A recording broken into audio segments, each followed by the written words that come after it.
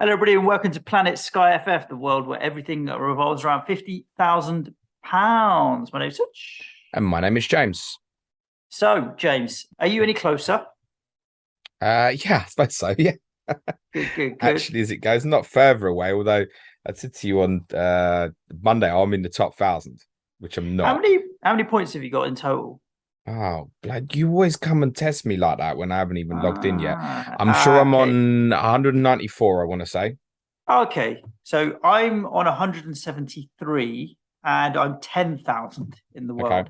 So 20 points difference is the difference between top 1,000 and not, which is basically like, I don't know, I captained Eric Dyer on Sunday, which was absolute dog shite. It was possibly the worst one I could have picked of all of them. He was Didn't only make the about K 7 move. passes off, actually, of Um, tier. yeah, I mean, seven is, you could spin that as more than 10% off. It's So true. it depends how you look at it. Having said that, I have made no transfers so far. So it feels like 10,000, 170. If it's only 20 points, I feel like that's fine. That's touching distance. You're 20 points behind me and you haven't made a transfer. No, You're in a better no. position than me. I've made 4. Yeah, I suppose you're probably right. Like it's interesting because so many people are doing well at the start. Yes. Let's just do a quick review of the game week as we do each and every week. We're going to run down some of the games to give you a bit of an idea of any interesting things that came up. Usual, we'll look at captaincy.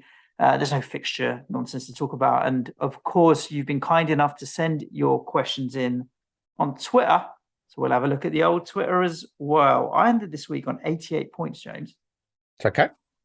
I probably have the same captains as everyone on most days, other than the Sunday. I mean, Haaland on the Saturday was decent, so I ended up with 10 points from Haaland. Your I standard, think most people describe that as disappointing rather than decent. yeah. Well, fine, 10 points, 5 points from Rodri, which is copy paste each and every week. Another 5 points, 13 from Cancelo, which was good. João Paulinho was only a 1-pointer, so we need to have a discussion about where these tier points are. But David Raya, hero of the day, 11 points. Yeah, nice. Lovely, jubbly. He's proven decent. I'm really looking at potentially getting him in for FPL as well as Sky. So it was not too bad a day. Sunday was nothing short of a disaster. I mean, I only had Romero and Jesus. Sorry, I'm looking at Jesus there. Romero and Dyer. I had Jesus on Saturday, but we all did. 21 points. Dyer and Romero. Decided to go with Dyer because of the risk of Romero getting himself booked or sent off. Ironically, he should have got sent off for hair pulling, but didn't. He got a tier 2 tackle. Do you want to know the best stat about Romero from the weekend? Didn't make a single foul in the game. Wow. Well, he wasn't penalised. It wasn't penalised for any fouls during the game. He got 4 points. Dyer got the 1. So I ended up really struggling on Sunday and fell away. Although, hero of Sunday, 12 points, James. Baby Trent, Nico Williams. Yeah, nice. Clean sheet, shot tier, tackle tier. A good return for him, considering in game week 1 he got 0, and the debate was, is he a good budget enabler or not? To then smash in 12 points has redeemed himself a little bit. I still think I'm on the fence as to whether or not Baby Trent's going to be a decent enabler. But at the moment, he's got a stay of execution and he'll stay in my team. Can you for sure. run through your team? Yeah. Sorry, and just on Monday was Salah and Van Dijk. Okay, yeah. I'll take it you captain Salah. Yeah, listen, different day he scores a couple, no problem. Van Dijk, bog standard, 5 points each and every week. So David Raya in goal. I have a back 5. Christian Romero. Yeah. Eric Dyer. Yeah. Virgil van Dijk. João Cancelo. Baby Trent, Nico Williams. Midfielder Rodri, Salah, João Paulinho, and up front I have Haaland and Gabriel Jesus. It's a good team, Suj. Like, I think steady. We at 12K. I've done nothing. 10K. I've done nothing because I've not needed to make any transfers, and any transfers have been kind of here or there. That's a really good start. I'm 20 points ahead of you. I've used 4 more transfers. You are in a better position than me. Do you not understand that? No, I get that. It's consistency. Good. It's a bit dull because I'm not doing anything, but it's consistency. I do think now, like the Dyer Romero double up, I could maybe look at coming away from. Not this week though, with Wolves, and you play on a Saturday, and so I'll see the team. But other than that, Rodri, Van Dijk, they're just Mr. Consistency. Yeah. Jesus looks like a great asset at the moment. Haaland gives me that captaincy coverage. I don't have a Spurs captaincy coverage option other than Eric Dyer Romero. I don't know if they're necessarily that's a problem. But I'm good. And I think I've got eyes on, is it the Chelsea-Leicester game that is the time to go into Chelsea to give coverage? I'll give this Sunday, really, against Leeds. Okay. Yeah, sorry, Leeds. Would be the one. The Leicester fixture the following week is a Saturday. Then you've got Southampton the Tuesday night, where you're probably going to want to captain a Chelsea player as it stands. That would be the ideal scenario.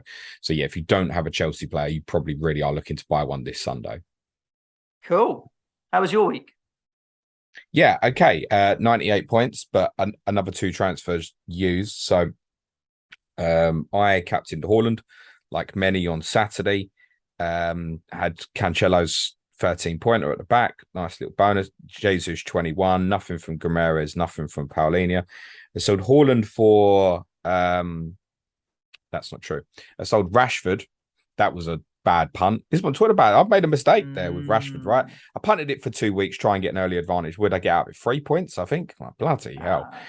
To move Rashford to Jorginho, to give me a secondary Chelsea option, because I had to get rid of Rashford, and I felt at the price bracket of where I wanted to be, Jorginho was the best choice, considering what's to come, and it gives me a backup, let's just say, in case I've got Koulibaly at the moment, in case something goes wrong for Koulibaly between now and that Southampton fixture.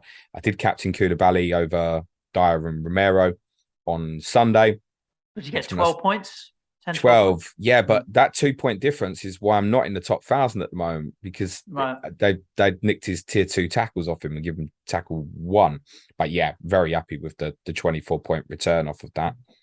Also had KDB's 13 points from Saturday as well. I bought Salah for Haaland on Monday, and I told you I was debating maybe leaving it, and I thought, do you know what, I probably want to get it done. And actually, as much of it was looking at it, you're looking at it and going, Salah captain versus Palace versus I might not captain Haaland against Newcastle. I might go with Cancelo or De Bruyne instead. That's what made me want to push through and do it. I couldn't go from De Bruyne to Salah, for example. So I'm sitting with 0.1 in the bank. Salah set for Monday night. I think it's probably more important. So yeah, I decided to push through and do that. Obviously, it didn't work. I've got Alisson as well from Liverpool. So 98 points for the week. Decent. Current rank is 1,200, basically.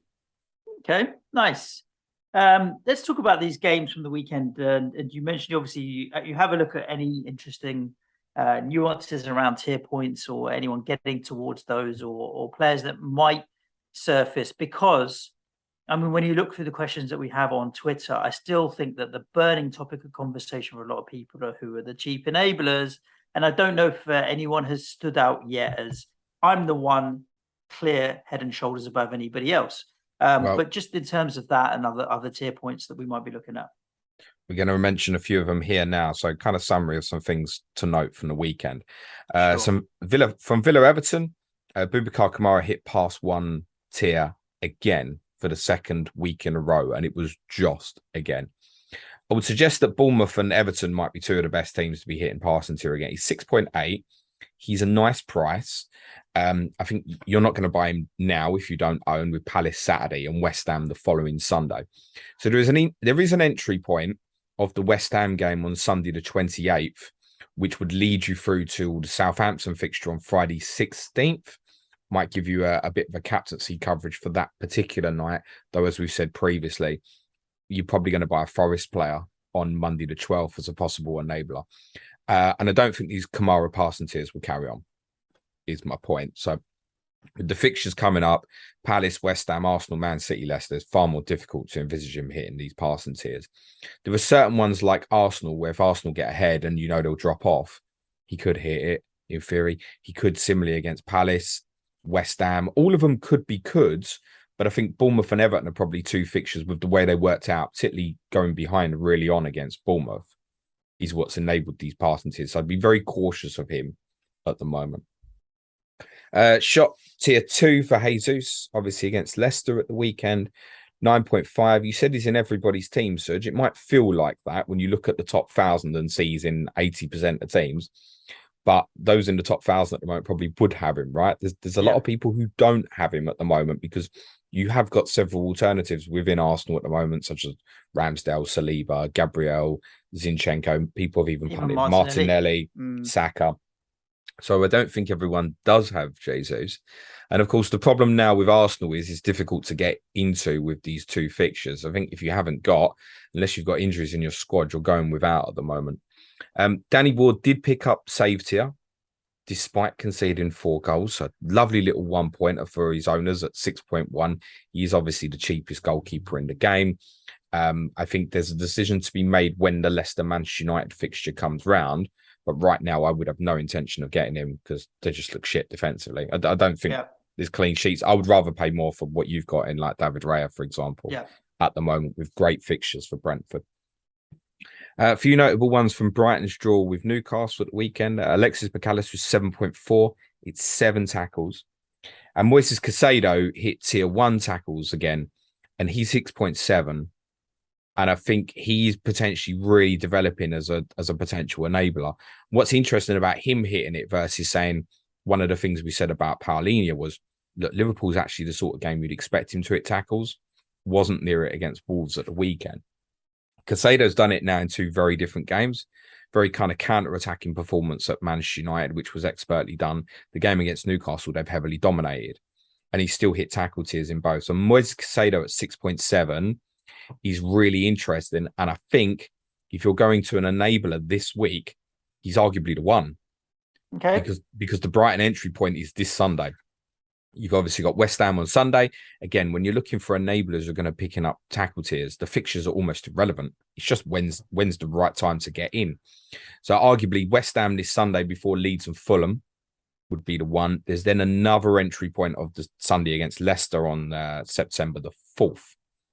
But yeah, there's a case to be made. If you're looking to go an enabler this weekend, case to say Caicedo, I think. Ruben Dias owners will be feeling a bit sick after the weekend.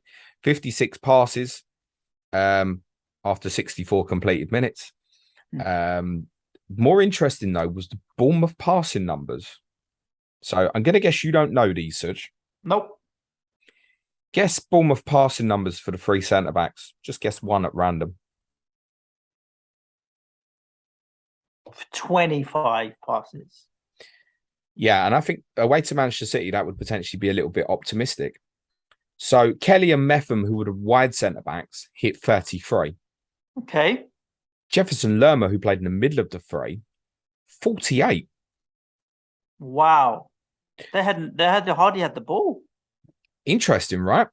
Yeah. So I think there's a little bit of a path here. We might have to keep an eye on this because those we mentioned, like Kelly's 6.7, Metham's 6.5, Lerma might go back into midfield. He's 6.5 as a midfielder, but you don't have to worry about the goals conceded with Lerma, which is an interesting throw on that. Actually, I ain't keep clean sheets. With Lerma's case, you might be looking at passing tackles, and it's kind of him and Lavia, the cheapest kind of playing midfielders at the moment. And Marcus Sensei, who they bought, was quite highly rated, coming at 6.6. So look, I'm not badly suggesting here you go and buy Bournemouth players, particularly with Arsenal and Liverpool as the next 2. There is then an entry point from the Wolves fixture on Wednesday the 31st, where they have a good run of fixtures, pretty much up till unlimited. If you want to look at one of them as an enabler at that point, I would say. We know from Scott Parker's spell at Fulham a couple of years ago that Joachim Anderson and Tosin Adarabioyo were in and around the passing tiers, despite the fact they were playing for a team that got relegated.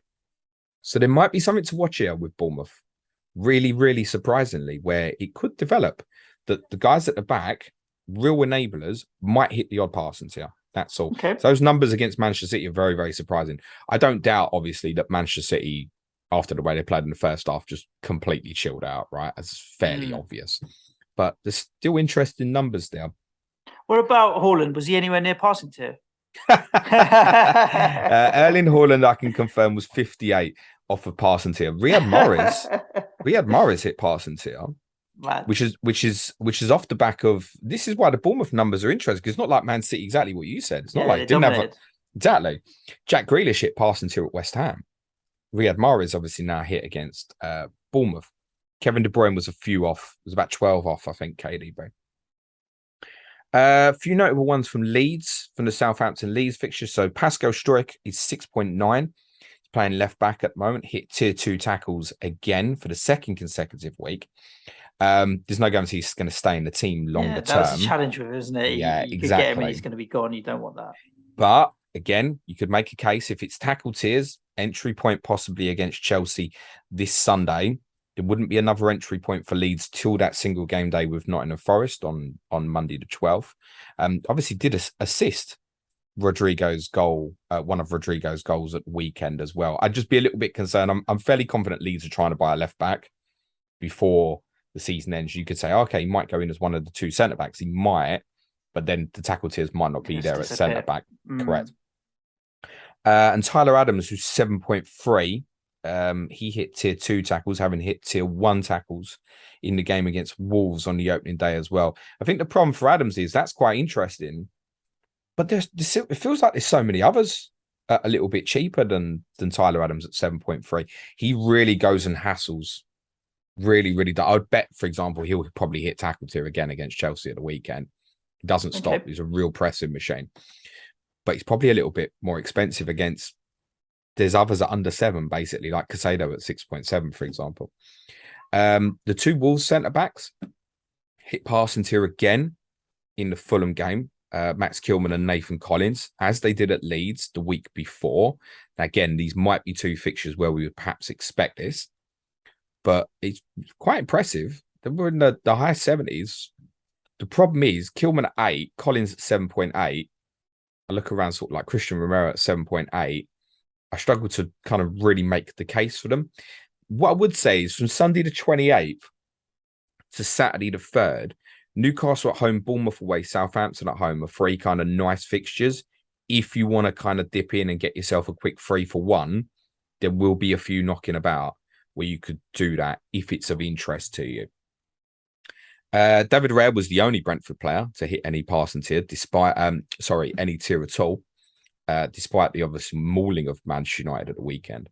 I don't think there was a Brentford player who had more than 25 completed passes, which feels remarkable in the game. Christian Eriksen hit passing 1. There was nothing else in the game from a tier perspective. Cool. Paulinho? Well, he was off it. I don't think it's anything that anyone should worry about. Because I've got 0.1 in the bank, which is exactly enough money to turn him into Casado. So I could have Paulinho on Saturday. And if he's not on it on Saturday, would I move him to Casado on Sunday? I mean, I would have no thoughts of moving that at the moment. I think like if I was going to Casado, it would be more the point that I'd be going. And it doesn't work for me because I've got Gomeres and Jorginho both playing on Sunday. But it would be someone at that kind of value go, right, I'm gonna drop it into Casado, and then you've got an extra 1.3 to play with. Their next 5 fixtures, tough as hell, which is probably good for him because he's going to need to tackle. Exactly. Brentford, Arsenal, Brighton, Spurs, Chelsea. They're going to be the underdogs in all of them, and the other teams are much better. He's going to have to make tackles. Not so much the Brentford game, but I think for me, Paulinho sticks for a while. The one good thing about him is you can escape him all the time. So they play first in every week until West Ham on Sunday, the 9th of October. And that's if West Ham get through their Europa Conference playoff, which we'll assume for the moment that they will. So you can leave him every week. It's not a problem to kind of move him on. So I'd keep at the moment. I'd look at Arsenal, Brighton, Tottenham, Chelsea particularly and think, oh yeah, those 4 fixtures could well be tackle tier in there for him. And then after that's the Forest fixture on the Friday night. So you could even offer you the captaincy coverage there if you want to go down a Leeds route rather than Nottingham Forest, for example. So I think he stays for the moment. I think it's one to watch. Okay. One to watch. The moment to buy him has probably passed, is the point. Like if you're buying this week, the advice would be go Casado at 6.7 rather than Paulinho playing on the Saturday. Yeah. But for those of us who've got, which would be a number of the engaged players, I think, at the moment, it's just keep a watching brief is what I would say. Nothing from Man United, I'm assuming then. Sorry, we'll go back to that game. I mean, Manchester United, whatever you got is bin, isn't it? Yeah. It's just literally get rid of whatever you've got there ahead of the Liverpool game. Like, to be honest, it's one of them say someone's sitting there with Rashford and they've got no Liverpool players for whatever reason, I'm not going to tell you do nothing and captain Rashford. I'm going to tell you to go and buy a Liverpool player on Monday night, right? Find a way to get it done. From Forest, West Ham, Lewis O'Brien, 6.6. Also, tier 2 tackles is what I'm talking about in comparison to Tyler Adams. Difficult because there's a number in there. My concern with investing in Forest at the moment is they're still trying to buy players and they bought a number of new ones. What's their first 11? I mean, if it's a Dean Henderson or a Nico Williams or something, yeah, fine, I can get that. Or Jesse Lingard, but why would you buy those guys at the moment? Well, Henderson is actually all right at 6.5. I think Nico Williams is all right at his price as well, 6.9. But the others, I'm not sure. Ironically, you mentioned O'Brien there. I'm pretty sure he got awarded man of the match. Shame there's no points for that these days. As you are, yeah. Yeah. But he's definitely one that can be considered at around about that price. And you've got an entry point for him against Tottenham, obviously, on Sunday the 28th. So, like, if Caicedo, for example, doesn't work for me, it might be that I fall into the Lewis O'Brien line next week, for example, if I decide I want to go with that partner enabler for Paulinho, for example. I think he, as a new signing, much like Nico Williams and Dean Henderson, feels safer at the moment. But Forest are still being linked with other midfield players. You should just be a little bit cautious of that. That's all. And as you mentioned, obviously, shot and tackle tiers for Nico Williams at 6.7 was basically your hero at the weekend. It's decent. He's going to get into attacking positions, yet to score a Premier League goal, but I think that will come. It's worth saying from a defensive point of view, obviously, after Everton at the weekend, Tottenham and Man City the following two, you wouldn't hold out much hope for returns in those two fixtures. From Chelsea Tottenham, 7 tackles for Romero, which is again is impressive when I say didn't concede a free kick in the game, technically. It's a good number. I just think his value at 7.8 is insane, to be honest. Yeah, at some point he is going to get sent off this season. You are going to have to sell him and get 3 games to someone else and go back to him. It is probably going to happen. But at 7.8, it's gold as far as I'm concerned. Mason Mount also hit that number of tackles. Very impressive, 9.5. But he did have a very specific pressing role to go from left to right for Chelsea within the game. Reece James hit passing. It's 9.7. Obviously got a goal as well. Obviously played right-sided centre-back, which is obviously the big influence in terms of why he's hit passing tier. I would expect him to go back to wing-back at Leeds on Sunday. And Mark Cucurella obviously started his 8.2, which is really interesting, just being a playing Chelsea defender, if you were 8.2. But a left wing-back, I wouldn't expect anything off him in terms of tiers and stuff. So if he's the sort of Chelsea player you're going to captain, although he got an assist at the weekend, regularly your expectation would be sort of 7, hoping for the clean sheet, whereas the likes of Koulibaly and Reece James can push for more at the moment, I think. Yeah.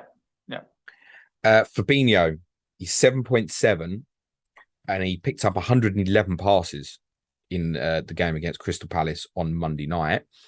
I wonder if there's an influence on the fact that his midfield partners were Harvey Elliott, who was quite advanced, and James Milner, who's a very different player to Jordan Henderson. Obviously, Thiago's injured. I just wonder in the meantime, while Thiago's out, if there'll be a lot of onus in terms of ball into Fabinho more in midfield, because that's way out in front of, say, VVD was 72, Suj, which is only just tier 2 passing. And sometimes you have to take the red card into account. This wasn't one of those games. The red card didn't affect how much Liverpool had of the ball. If anything, it stayed the same.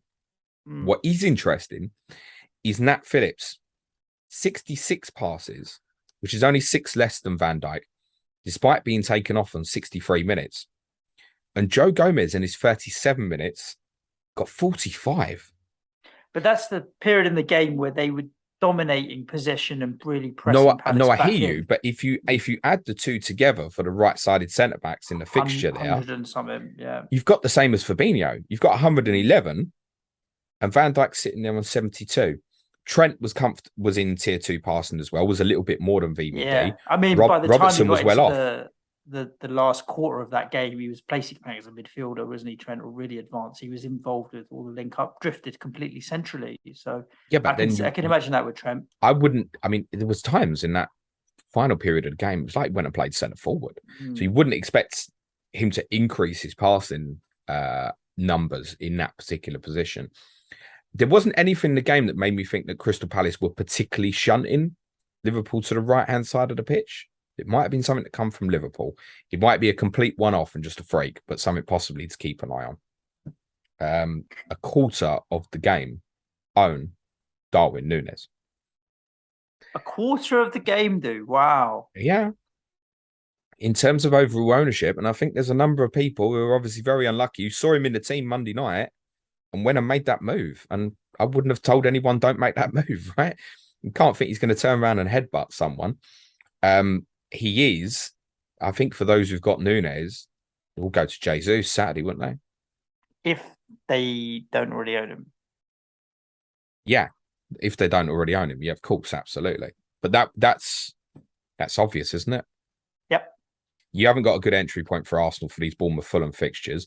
Núñez is suspended for free. That absolutely seems like the right solution. Yeah, I think Jesus, for those who don't have, for those who do have Jesus as well, you've got your pick of anybody really. That's obviously outside the top tier, if you will. So you're under the Cancelo level. You're just under Ruben Diaz level. Anyone bar the top tier players. And that kind of bleeds us on to captaincy for the weekend. And Jesus, I mean, he's my captain on Saturday against Bournemouth. For you? Yes, I think so. I do fancy Tottenham for a clean sheet at the weekend, which has me thinking about Romero and Dyer potentially. But yeah, I think the safer play at the moment is probably yes to go with Jesus. I don't have Son or Kane. I'm going to guess you don't either. No, I didn't make that move on Sunday. Then it's more of a debate, isn't it? Mm-hmm. I could see both games being sort of like 2-0 to Tottenham and Arsenal's kind of roughly what I've got in my head at the moment. I don't expect either to go stupid. And with that in mind, there's arguably a slight preference for Sonny or Kane because I think their shot volume will probably be higher. But you're not going to go wrong with Jesus. I don't think you would expect him to return.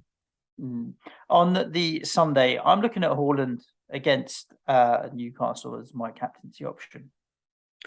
Well, it's gone for me. I'm going to let it go for a little bit. I'll defaulting to Cancelo then? Or KDB? Yeah, probably Cancelo for me. Did really well in the two fixtures against Newcastle last year as well. So probably Cancelo for me. Part of the thought process as well is he obviously plays Sunday. The following Saturday, Haaland has Palace at home. Salah's got Bournemouth at home. So I'm going Salah, and for that particular Saturday, as long as he's still fit following this is again part why, if you don't have a Liverpool player, please buy a Liverpool player on Monday night. So I'd go Salah over Haaland for that. So I feel like I can take him on. Then on the Wednesday, the 31st, they play Nottingham Forest at home. And I think there has to be a little, could he be left out for that particular one? Bearing in mind they'll have Villa away on the Saturday afterwards, and they might have Champions League the following Tuesday. So I've possibly overthought it a little bit, but I am looking at it going, yeah, I'm happy to go Cancelo, De Bruyne versus him this week, even if I'd held. I would definitely go Salah versus Haaland Saturday the 27th. Wednesday the 31st, there's a little, will he, won't he play? If he did play against Forest, he's in the starting lineup, I'll know. There's every chance I'll just go and buy him that night if that's what I decide I want to do. Because then it's Forest Wednesday, Villa Saturday, Tottenham Saturday. Then there's Wolves Saturday. Manchester United's likely to be October the 2nd. So I probably would get him back in on Wednesday the 31st and sacrifice something else, I imagine. Okay. On Monday night, it's all Salah. I might Van Dijk, but I don't know. I'd probably go Salah. I think you can look past him, and he's not going to blank 2 games in a row very often. Well, he could, but I think his record against United last season is enough to not overlook it, really. Who's he going to be up against? Malacia, Luke Shaw. Does it even fucking matter? Have they got anyone who can defend him? To be fair, Luke Shaw has played well against Mo Salah in the past. Didn't last season, but has done in the past. Big ask for Malacia's first start going against Mo Salah, wouldn't it? I think, and I've said this to you already this week, I think they have to go a back 5 against Liverpool. I don't know if they will, but whatever they do, it will be Mo Salah for me. And for that fixture, I would prefer him over the defensive guys. Cool. We're going to get into some Twitter questions then, James, if you're ready to rock and roll. We had quite a few in. For those listening that don't know how to get a question in, you just head over to Twitter, follow James at Planet FPL Pod, and on the Tuesday before the show in the evening, generally, James, pop out a tweet asking for your questions, whack it in there, and assuming we don't cover it in the game wrap-ups, we will have a look and discuss them. Off you go. Touchline Gardener. If your second team had a rank 65k higher than your first team, should you switch focus or keep plodding on? Or manage both, right? You should be managing both your teams unless you've got a very specific strategy with your second team. Like yours is one player per team style. Yeah. So my second team he's up to 13k and used 2 transfers. So no, not as good as your first team, Suj. But it really, really was tanking pretty badly. Only got 64 points in the first week, 106 this week. And the reason it got 106 this week was for 2 main reasons, basically. One, the Man City player I have, because this team is one player per team, Captain Cancelo. I also have David Raya. I've got Koulibaly. And on Monday night, I didn't captain Van Dijk. I decided that I thought with Phillips playing right-sided centre-back, I'd punt Wilfried Zaha as captain. No, I really did. Wicked. Which, I'd be very honest, I would not have done that with my first team. But I just thought, I tell you what, he does like to drift that way. It looks like he's going to play up front. I wonder if he might have some joy. So, yeah, that jumps. The Zaha captaincy jumped that team from about 65k to about 13k on Monday night. So, like, you easily make it up at this stage. Everyone's so close. Like I said, that taking the 2 points off Koulibaly dropped me like 400 places, right? So, wow. Yeah, it's easy to... Everyone's so close at the moment. There's almost no point looking at the rank. Yeah. I could look at it now. Oh, yeah, I'm 1,200. I might be sitting here this time next week and I might be 12,000. It's very, very conceivable. Yeah. That's why I'm looking at the volume of points rather than the it does feel, and I might have a bad judge on this, but it does feel like the template is just started pretty well, which is similar in other fantasy formats at the moment. FPL Friday, both Brentford and Brighton are looking sharp. Both have some easy-looking fixtures in the next 5. Best assets from these. I don't like doubling up on teams outside the big 6, but could it be worth it? I'm not keen on doubling up on those either. I mean, I already own David Raya. I think he's a great price and very steady Eddie. And you mentioned Casado already from Brighton. Is there anyone else that you might consider in this format, James? Yeah, I think they're the main 2. I think Brighton have announced the signing of Pervis Estupinan yesterday, who's not got a price as yet. He's likely to take over from Trossard at left wing back. But I think it means Trossard probably goes into a more central area rather than takes over from him as such. I don't know if Estupinan can play left-sided centre-back. I'm unaware, to be totally honest. But he's primarily a left back. So Trossard is worth keeping an eye on. Personally, the only one that would be on my radar to buy this week would be Casado. As we've discussed already, the passing tiers have fallen off quite badly for the Brighton centre-backs.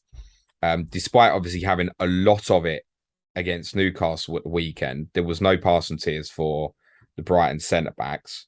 So, I mean, they had 57% of the ball. Lewis Dunk, 26 passes. You reverse that 6 months ago, that's 76 for Lewis Dunk. Webster played left-sided centre-back, 21. Joel Ventman, right-sided centre-back, played 34. McAllister actually had the most passes, 46. Casado had 33. So they're moving between the lines much quicker is what's really changed. So the passing tiers for the Brighton centre-backs it's just not there at the moment. As I said last week, I think when it comes up, you're looking more at kind of Crystal Palace as potentially being the one where it might be for the passing tiers kind of mid-table side, if you will, as the season goes on. So no, it would only be Casado on radar for Brighton. For Brentford, can't really make the case beyond David Raya, to be honest, at the moment. He'd be the one in my mind where I'm thinking, I've got Alisson in goal. It's 1.3 to put in now. They do have super fixtures, Brentford. But they don't have an entry point till Sunday the 18th. I think the fact you've got Raya is a great choice, Suj. He would have been the one I got at under 7 million, definitely. Darren Phillips says, if Liverpool don't keep a clean sheet against United, would it be worth considering downgrading to? He's mentioned Sanchez, Raya, or Henderson. I think Raya's the one. An upgrade elsewhere, like you mentioned there, 1.3 million, James. It's a decent amount of money. If but Liverpool it's don't keep timing. a clean sheet, Against United. we obviously you've got the Bournemouth game. So then you start looking at what can you target if you want to sell him immediately after Bournemouth. So Martinez and Fabianski play Sunday 28th wouldn't interest me. Loris would be counterproductive when I think So wait till the Ramirez, 18th? obvious. Dean Henderson, maybe, but then you're coming into Dean Henderson when he plays Tottenham and Man City. The other game you got that day is Wolves versus Newcastle. Nick Pope, maybe. Sarr, maybe. I did mention about potentially going to Wolves for those 3 games from the Newcastle game. If you wait the extra week, the day after Liverpool play Newcastle, is the Leicester Manchester United single game day. And you can make obviously a saving of 1.9 million going Alisson to Ward. But I would bet, to put that in context, that Alisson will get much more than 25% more points than Danny Ward across the season. So at the moment, I think Alisson will stay for myself. There are plenty of exit points, and there will be this season because they'll regularly play on a Saturday because of the Champions League. John Jacobson, what can I do with Dominic Solanke? He's got no money in the bank. Just leave him, as it's only Arsenal this weekend anyway. Keep your fingers on the pulse of team news. Neil Grove, we don't know John's setup. Well, Solanke's 7.3. So I mean, if you're sitting there with one forward as 4-5-1, you've got a massive problem. Exactly. Our Bournemouth correspondent Neil Grover's on the lookout for a potential update. There are some murmurings about Dominic Solanke that it might not be he missed Man City. It might be he's missing quite a bit of time, possibly. So keep close to the news. I think there's a good entry point for them on Wednesday the 31st, as mentioned earlier, once you get these Arsenal-Liverpool fixtures out the way. But I think if you can get Solanke into Caicedo, for example, this week, or get it into a defender at a similar kind of price, then I would probably look to move on. I'd be concerned enough with his positioning against Aston Villa, would have really, really concerned me. There is a possibility he's injured for a while, but we don't have that info at the moment. Yeah. Ron Mintz at SkyFF. This is an interesting one. At the end of the season, without injuries, who will have more points, Haaland or Cancelo? Without injuries? Yeah, say they played equal number of games. I think Haaland. Okay. But I don't think they will play equal games. Nice. Haaland will get injuries. I'm fairly certain of that. Darren also close. Is there a case for selling Mo Salah? I don't think I'll captain a Liverpool player until end of October. But I mean, that would be after Man United on Monday, surely. I'd love to know who you're captaining when Liverpool play Bournemouth at home on Saturday, the 27th. And I'd love to know which Manchester United player you're captaining on Monday night, 22nd. If you've got a preference, I think the one with Salah is if you've got clear preference over Van Dijk, like that Cancelo versus Haaland comparison, fine, bin him. But I definitely wouldn't bin him till after the Bournemouth game. That would make no sense. No sense to bin him now.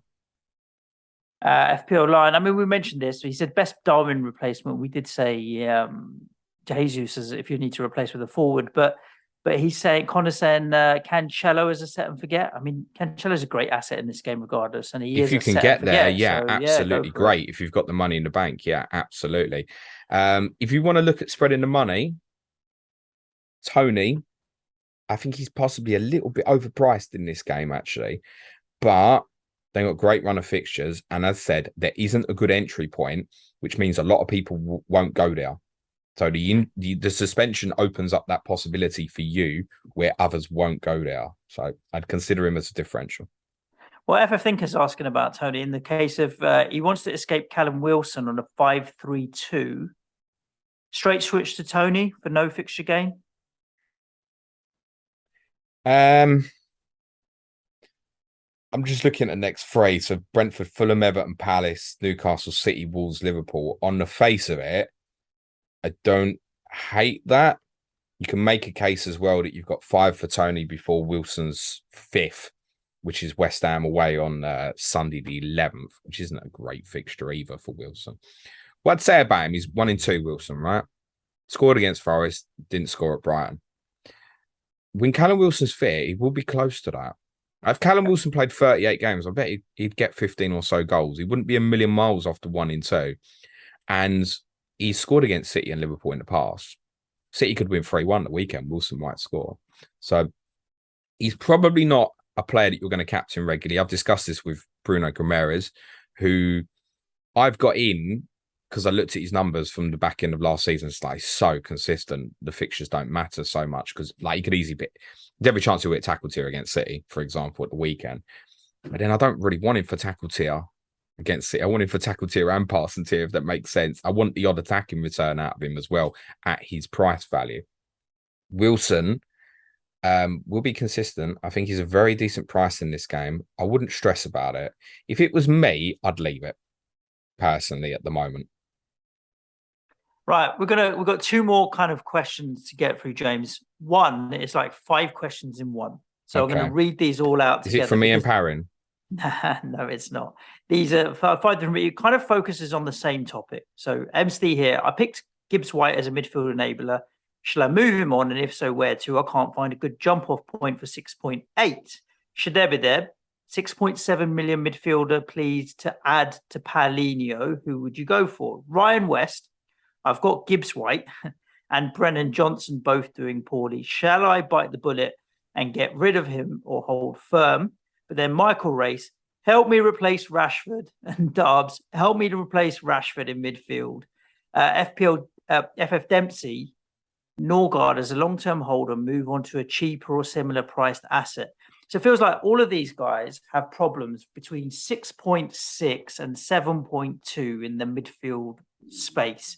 And the players that they're trying to move on, Gibbs White, Marcus Rashford, Brennan Johnson, and maybe Norgard as well. I think the reality is with this game and enablers, look, most of the good ones at the moment look like they're going to be tackle tier guys, okay, rather than passing tiers.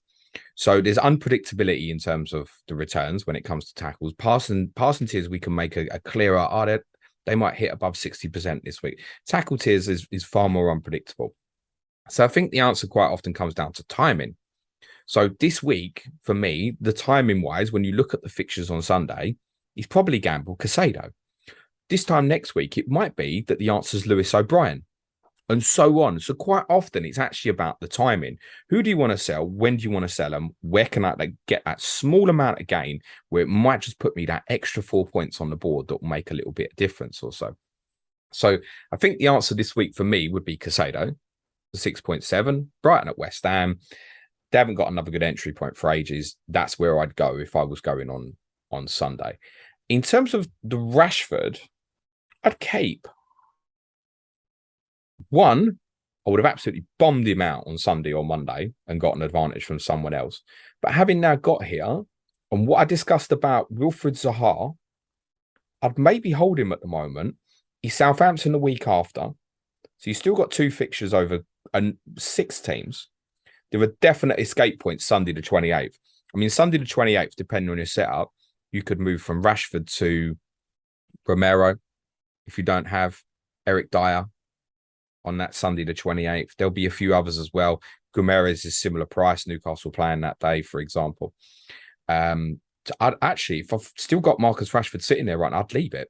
I wouldn't want to be captain in Monday night, but I'd leave it. And last but not least, James, we're going to talk about another player that's been mentioned by a couple of people, and it's Kyle Walker. Gordon Bell's question is, with City playing Walker a bit more in the middle of the park with this inverted nonsense next to Rodri, he's hit passing tiers. He looks great value at 9 million, as he also can pick up clean sheets. Why is he so lonely owned? I suppose 9 million is still expensive, isn't it? It's the price. But is he worth it? Because of the consistency, and especially if they're playing this way and he's going to pick up passing tiers as well as clean sheets, James. Yes, he is. He absolutely is worth it. But it comes down to affordability versus the other 10 players in your team, essentially.